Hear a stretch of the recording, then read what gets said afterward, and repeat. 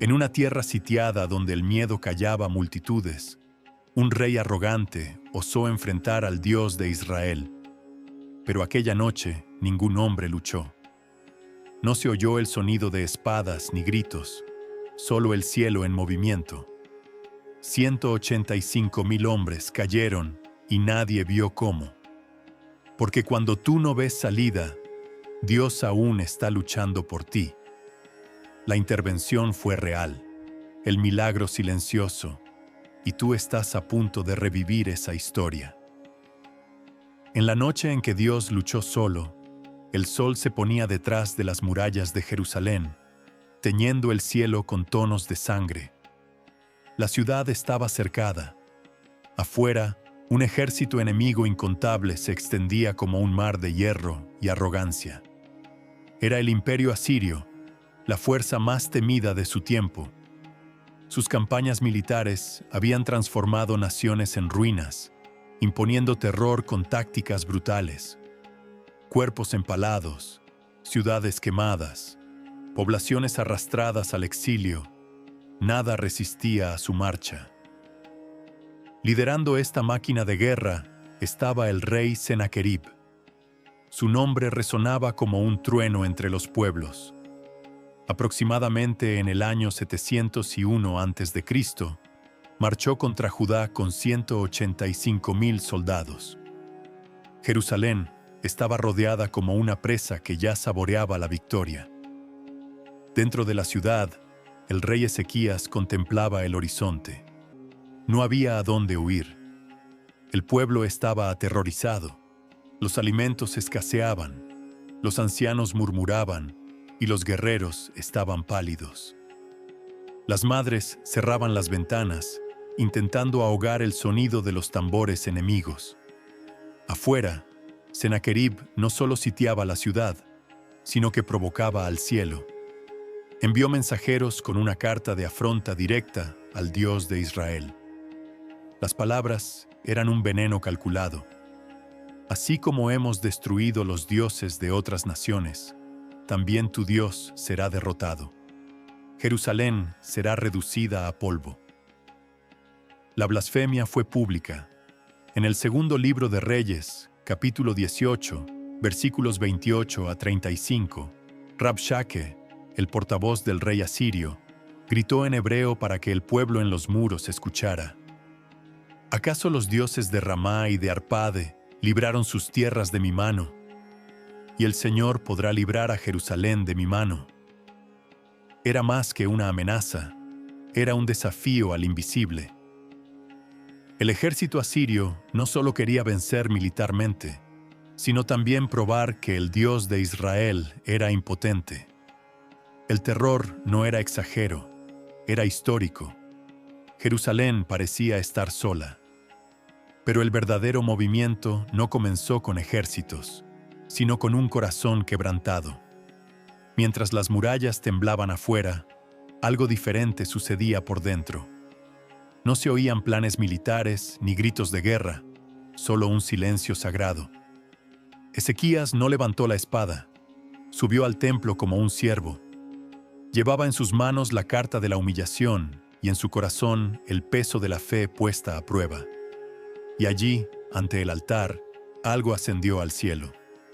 Fue esa respuesta, no la fuerza de las armas, sino la humildad ante Dios, la que comenzó a cambiar la historia.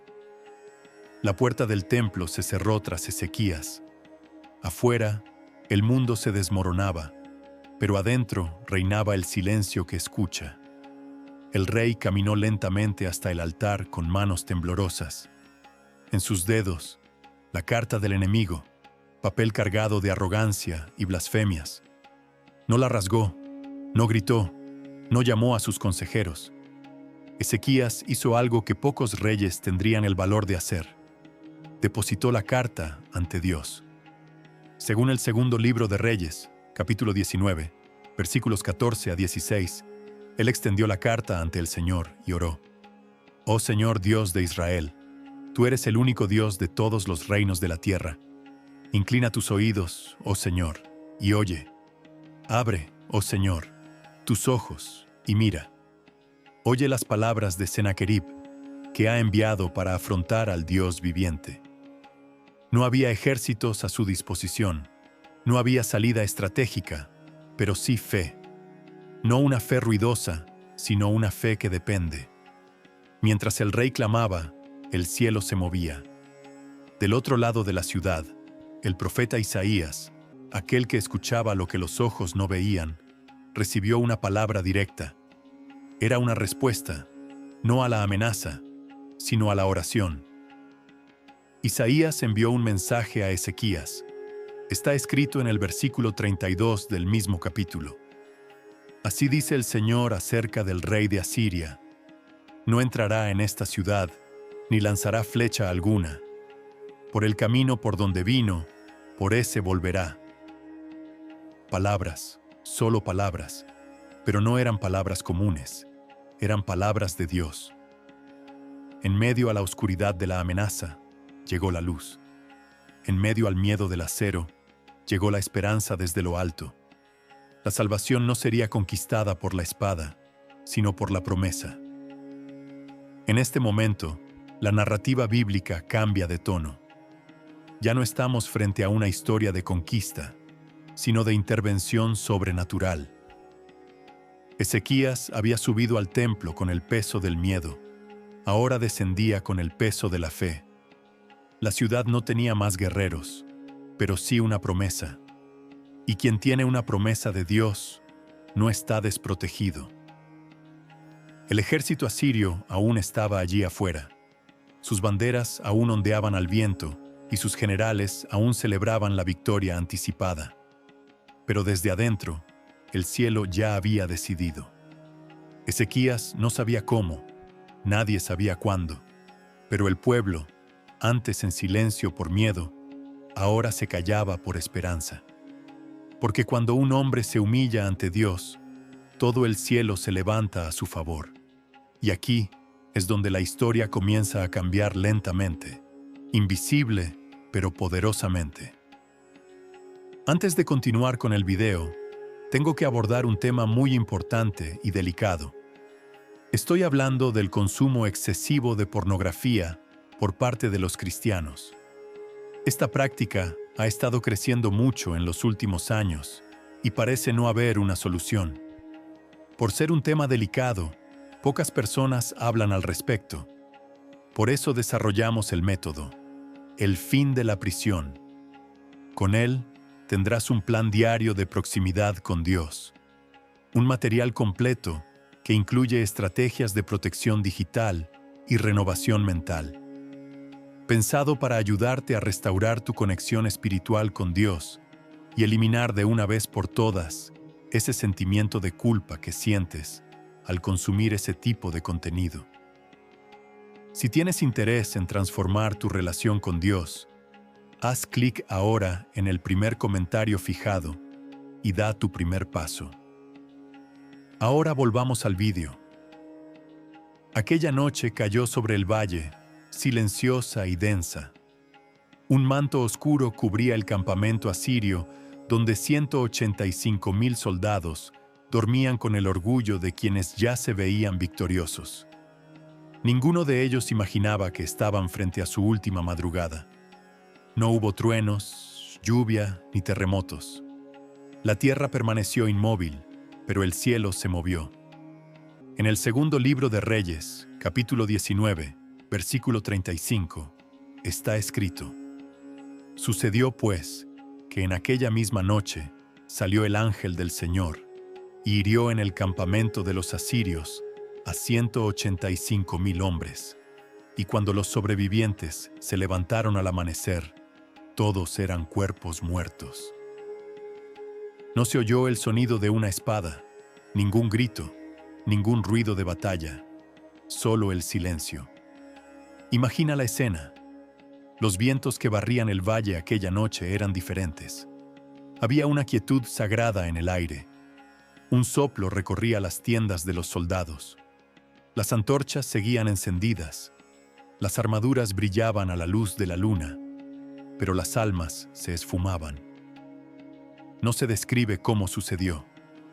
El texto bíblico no revela el método, no muestra cómo el ángel del Señor actuó. Y tal vez ese sea el punto. El cielo no necesita testigos para probar su poder. Es como si el propio Dios dijera: no necesitas entender, basta con confiar. Arqueólogos encontraron registros asirios con una laguna enigmática en la campaña contra Jerusalén, mientras los relatos de otras conquistas son detallados y triunfantes. En el caso de Judá, hay silencio. Historiadores como Donald Wiseman y A. Mariel destacan esta ausencia. El rey Sennacherib simplemente volvió a Nínive sin explicación, derrotado pero no en campo de batalla. La Asiria invencible tropezó no con lanzas, sino con lo invisible. Al día siguiente, al amanecer, los centinelas de Jerusalén suben a los muros.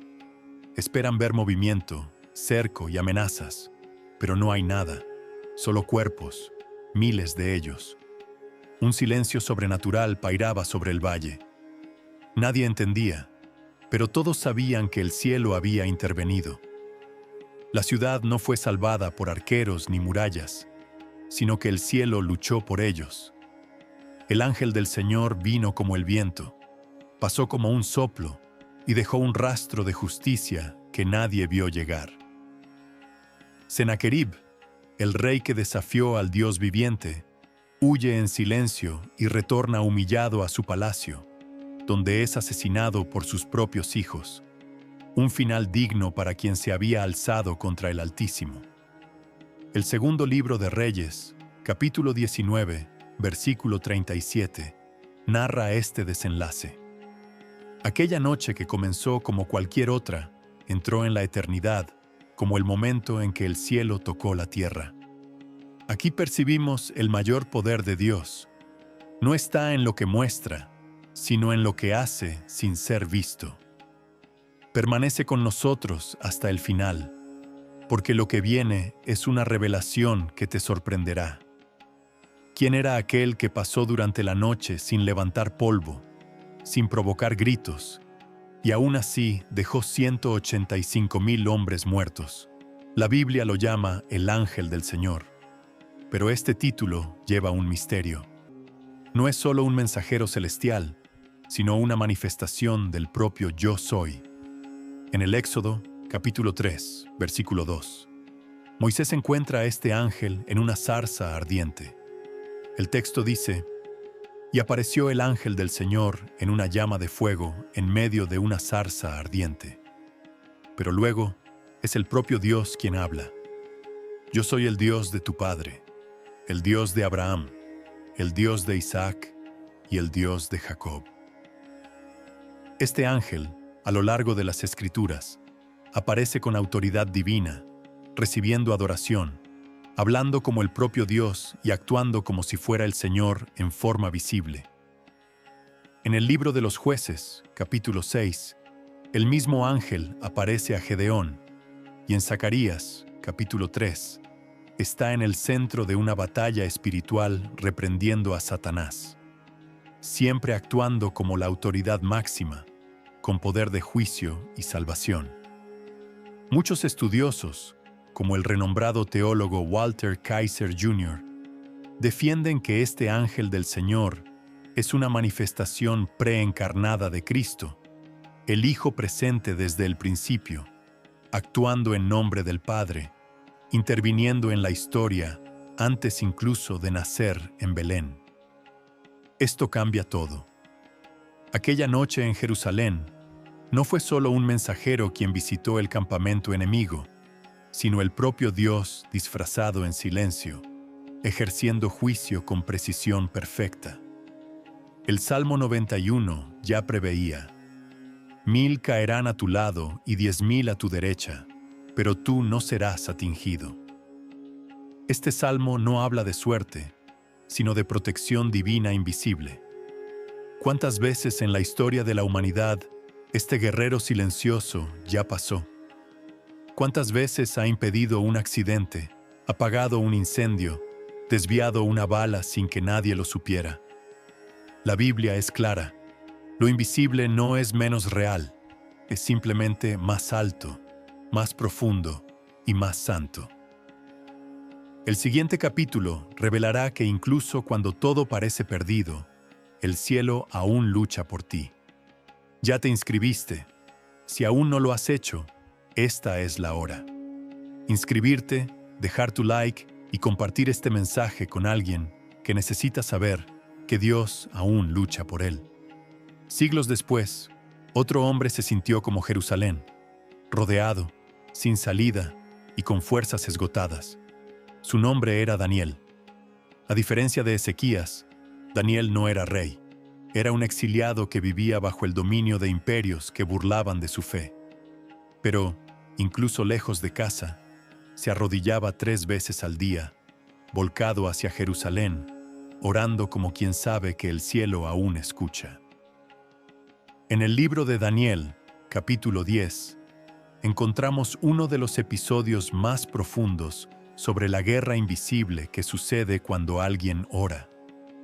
Daniel había estado orando por 21 días, ayunando y quebrantándose, pero ninguna respuesta venía, ninguna palabra, ningún señal. Parecía que sus oraciones se habían perdido en el viento. Entonces, un ser resplandeciente apareció delante de él, un mensajero celestial brillante como un relámpago, con voz que resonaba como una multitud.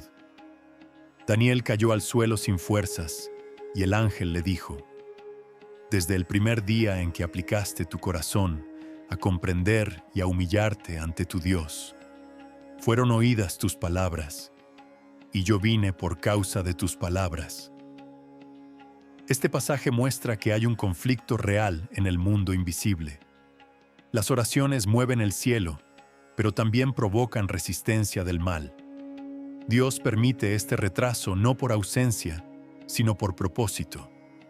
Cuando envía a este ángel, o él mismo viene como ángel, es para mostrar que el mundo espiritual no es un concepto simbólico, sino una realidad poderosa y actuante que no se limita al pasado.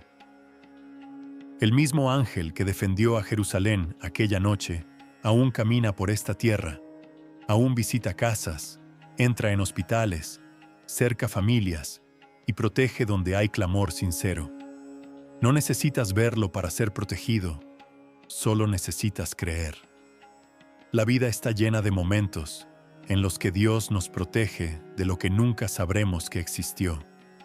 Y cuando el tiempo llegue, entenderás que no fuiste olvidado. En tiempos de silencio, muchos creen que Dios se ha alejado, pero el silencio de Dios nunca está vacío. Es respuesta en gestación. Mientras tú vives tu rutina, mientras trabajas y enfrentas, mientras duermes, los ángeles aún descienden, continúan viniendo y protegiendo tu hogar y a tus hijos. Dios no ha dejado de luchar por ti, solo porque el escenario aún no ha cambiado. El silencio de Dios no es abandono, es estrategia celestial. Y si has llegado hasta aquí, no es por casualidad, sino porque este mensaje necesitaba encontrarte.